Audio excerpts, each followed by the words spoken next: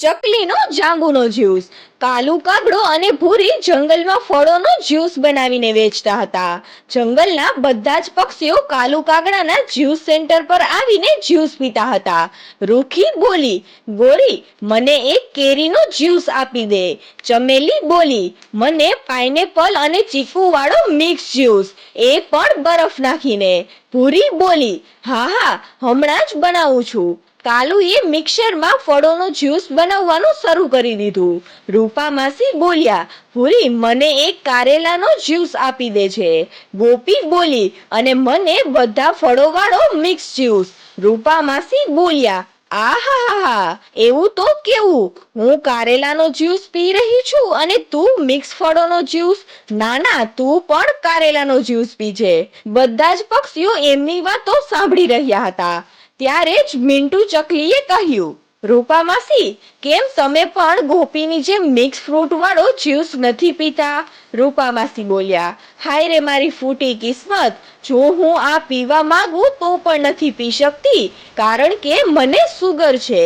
કાલુ કાગડો બોલ્યો, હા મિન્ટુ, એટલે જ રૂપા માસી રોજ અમારા થેલા પર આવીને કારેલાનો કડવો જ્યુસ પીવે છે. રૂપા માસી બોલ્યા, અને હા કાલુ, મારા જ્યુસમાં એલોવેરા નાખવાનું ભૂલતો નહીં. કાલુ જલ્દી બધા પક્ષીઓએ કહેલા ફળોનો જ્યુસ બનાવી દે છે. બધા પોતપોતાનો જ્યુસ પી લે છે. મિન્ટુ બોલી, ભૂરી, પહેલા તમારા જ્યુસનો ટેસ્ટ બહુ સારો હતો, તમે બરફ પણ થોડો વધારે નાખી દીધો છે. ગોપી બોલી, છી છી, કેટલો કડવો જ્યુસ છે રૂપા માસી. રૂપા માસી બોલ્યા, નથી પીવો તો સાફ સાફ બોલી દે, હું જ બધો પી લઉં છું. રૂપા માસી ગોપીનો જ્યુસ પી લે છે. મિન્ટુ બોલી, ઓછી ખાંડ ખાવાનું રાખજો સાથીઓ, નહીં તો આપણે પણ રૂપા માસીની જેમ કડવો જ્યુસ પીવો પડશે. ભૂરી બોલી, ચાલો ચાલો, હવે બધા પોતપોતાના પૈસા આપી દો. પોતપોતાના પૈસા આપીને બધા ત્યાંથી ચાલ્યા જાય છે. બધા પક્ષીઓના ગયા પછી કાલુ ભૂરીને કહે છે, ભૂરી, દિવસે ને દિવસે તારા જ્યુસનો ટેસ્ટ ખરાબ થતો જાય છે, આગળથી જરા ધ્યાન રાખજે. ત્યારે જગ્ગુ ત્યાં આવી જાય છે. તે બોલ્યો, પપ્પા, કેટલાક દિવસ થયા હું તમારી પાસે રિમોટ વાળી ગાડી માંગુ છું, પણ તમે છો કે મને લઈને જ નથી આપતા. ભૂરી બોલી, સાંભળો જી, આજે બહુ નફો કમાયા છીએ આપણે, આજે તમારે જગ્ગુને રિમોટ વાળી ગાડી લઈને આપવી જ પડશે. કાલુ કાગડો બોલ્યો, ઠીક છે જગ્ગુ બેટા, ચાલો આજે આપણે લઈને આવીએ. કાલુ રમકડાની દુકાનમાંથી જગ્ગુને મોંઘી રિમોટ વાળી ગાડી ખરીદીને આપે છે.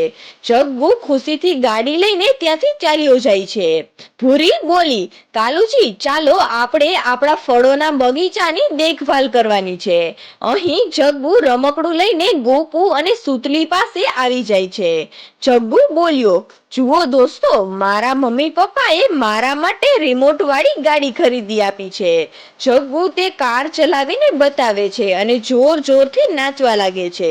જગ્ગુ બોલ્યો, યે, જોયું દોસ્તો, કેટલી સરસ છે મારી ગાડી. ગોપુ બોલ્યો, જગ્ગુ, શું તું તારી ગાડી અમને થોડી વખત માટે રમવા આપી શકે છે? જગ્ગુ બોલ્યો, નહીં રે બાબા, હું આ તમારી બંને સાથે શેર નહીં કરું. મેં હજી સુધી સરખી રીતે રમ્યું પણ નથી. જો તમે બંને તેમની સાથે રમશો તો તેમનું બધું જ ચાર્જિંગ ખતમ થઈ જશે. જો તમારે બંનેને રમવું હોય તો પોતાના મમ્મી પપ્પા પાસે માગી લો. એમ કહીને જગ્ગુ ત્યાંથી પોતાની ગાડી લઈને ચાલ્યો જાય છે. સુતલી બોલી, કેવો ઘમંડી છે આ તો, જો રમવા નથી આપવી તો અહીંયા લઈને જ કેમ આવ્યો. ત્યાં પિંકી ત્યાં આવી જાય છે. પિંકી બોલી, સુતલી બેટા, એવું આપણે ન કહેવાય. જ્યારે એમનું મન ભરાઈ જશે ત્યારે તે તમારી સાથે એ ગાડીને જરૂર શેર કરશે. ગોપુ બોલ્યો, મમ્મી, અમે કેટલાક દિવસથી તમારી પાસે એ ગાડી માંગી રહ્યા છીએ, પણ તમે છો કે અમને લઈને જ નથી આપતા. પિંકી બોલી, આપીશ બચાવો, જરૂર લાવી આપીશ. તમે બંને અહીં જ રમો, હું જઈને આપણા માટે અનાજ લઈને આવું છું. જો મને આવવામાં વાર લાગે તો ગભરાતા નહીં અને મિન્ટુ આંટીને ત્યાં ચાલ્યા જજો. પિંકી અનાજ લાવવા માટે જઈ રહી હતી. ત્યાં જ મિન્ટુ ચકલી સામેથી આવી જાય છે. મિન્ટુ બોલી, અરે પિંકી, ક્યાં જઈ રહી છે આટલી જલ્દીમાં? પિંકી બોલી, શું કહું મિન્ટુ, બહુ દિવસથી બચ્ચાઓ રમકડા લાવી આપવાની જીદ કરી રહ્યા છે, પણ એક હું છું કે એમને લાવી નથી આપી શકતી, એટલે જ હું રાજાજીના મહેલમાં કામ કરવા માટે જઈ રહી છું. મિન્ટુ બોલી, પણ પિંકી, તું તો પોતાનું જ્યુસ સેન્ટર ખોલવાની હતી ને? પિંકી બોલી, હા મિન્ટુ, પણ ભૂરી ભાભી અને કાલુભાઈએ બધા જ ફળોના ઝાડ પર કબજો કરી રાખ્યો છે. જ્યારે પણ હું ફળ તોડવા માટે એ વિસ્તારમાં જાઉં છું તો ભૂરી ભાભી મને ત્યાંથી ભગાડી દે છે. મિન્ટુ બોલી, મને એક જગ્યા ખબર છે મિન્ટુ, જ્યાં અલગ અલગ પ્રકારના ફળોના ઝાડ છે. ઝરણા પાસેના વિસ્તારમાં પુષ્કળ ફળોના ઝાડ છે, જ્યાંથી તું ફળો તોડી શકે છે. પિંકી બોલી, અરે વાહ, આ તો ખૂબ જ સારી વાત છે, હું અત્યારે જ જઈને જોઉં છું. મિન્ટુ બોલી, ઠીક છે પિંકી, ચાલો હું જાઉં છું. પિંકી ઝરણા પાસે જવા માટે નીકળી પડી. તે ત્યાં જઈને જુએ છે તો ત્યાં બહુ બધા ફળોના ઝાડ હતા. પિંકી બોલી, અરે વાહ, અહીં તો ઢગલો ફળોના ઝાડ છે, હું આમાંથી જ પોતાનું જ્યુસ સેન્ટર ખોલીશ.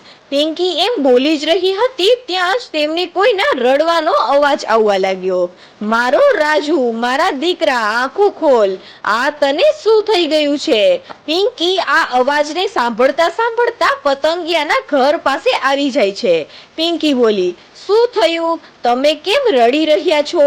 પતંગિયું બોલ્યું, જુઓ ને, મારો દીકરો રાજુ આંખો નથી ખોલી રહ્યો, ખબર નહીં પણ એમને શું થઈ ગયું છે. પિંકી બોલી, ઊભા રહો, હું જોઉં છું. પિંકીએ રાજુની નસ ચેક કરી તો તેણે જોયું કે રાજુના દિલના ધબકારા હજી પણ ચાલી રહ્યા હતા. પિંકી બોલી, ચિંતા જેવી વાત નથી, તમારો રાજુ ફક્ત બેભાન થઈ ગયો છે, લાગે છે કે એણે કોઈ ઝેરીલું ફળ ખાઈ લીધું છે. અહીં જ ઊભા રહો, હું હમણાં આવું છું. પિંકી ત્યાંથી ચાલી જાય છે. પિંકી એક એવી જડીબુટ્ટીની શોધમાં નીકળી પડી જેનાથી રાજુ ઠીક થઈ શકે. થોડી વાર શોધ કર્યા પછી પિંકીને એક જગ્યાએ જડીબુટ્ટીનો છોડ મળી જાય છે. પિંકી જલ્દીથી એ છોડના પાંદડા તોડી લીધા અને તેને લઈને તે પતંગિયા પાસે આવી ગઈ.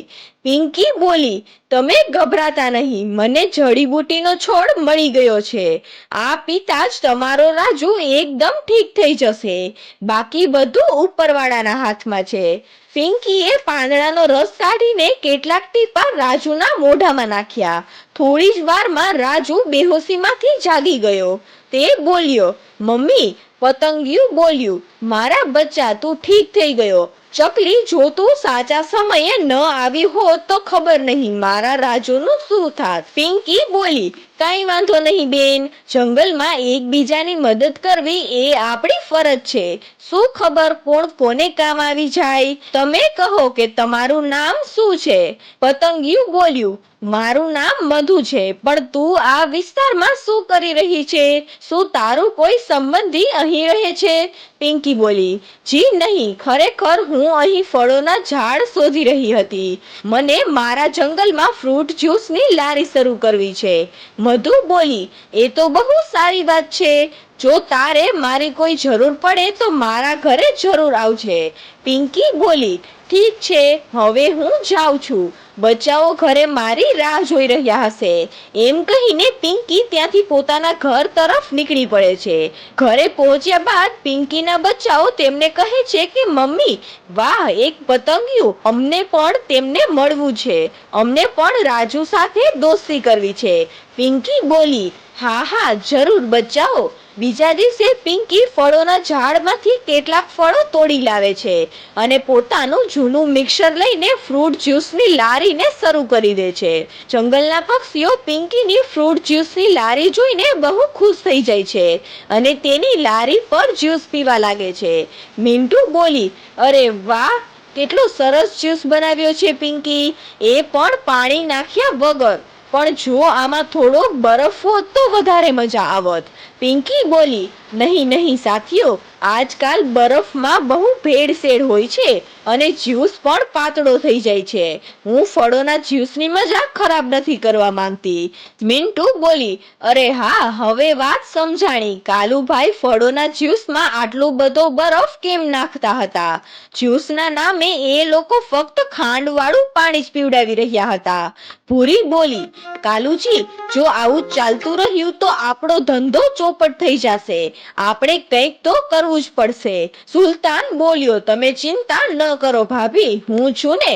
હવે તમે જોતા જાઓ હું શું કરું છું. પૂરો પિંકીના ફળોના ઝાડ પરથી બધા ફળોને તોડી લે છે અને તેમને રાતમાં જ કાલુ પાસે લઈ આવે છે. પૂરી બોલી, અરે સુલતાન, આટલા બધા ફળો તું ક્યાંથી તોડીને લાવ્યો? સુલતાન બોલ્યો, ભાભીજી, મેં જંગલના બધા ફળોના ઝાડ પરથી બધા જ ફળો તોડી લીધા છે. કાલુ કાગડો બોલ્યો, શું બધા ઝાડ પરથી? મતલબ? સુલતાન બોલ્યો, બધા ઝાડ પરથી મતલબ બધા ઝાડ પરથી. બીજા દિવસે ફળ તોડવા માટે પિંકી પોતાના ઝાડ પાસે આવી જાય છે અને જુએ છે તો કોઈએ બધા ફળો પહેલેથી જ તોડી લીધા હતા. પિંકી બોલી, હે ઉપરવાળા, આવું કોણે કર્યું હશે? આ બધું કરીને કોઈને શું મળવાનું હતું? પછી પિંકી એ મધુ પાસે પહોંચે છે. મધુ બોલી, તું ચિંતા ન કર પિંકી, આ મારી પાસે કેટલાક જાંબુના બીજ છે. એના ઝાડ થોડાક જ દિવસોમાં મોટા થઈ જશે. પિંકી બોલી, તમારો ખૂબ ખૂબ આભાર મધુજી. પિંકી એ બીજને પોતાના ઘર પાસે લગાવી દે છે. થોડાક જ દિવસોમાં ઝાડ ઉગીને મોટા થઈ જાય છે.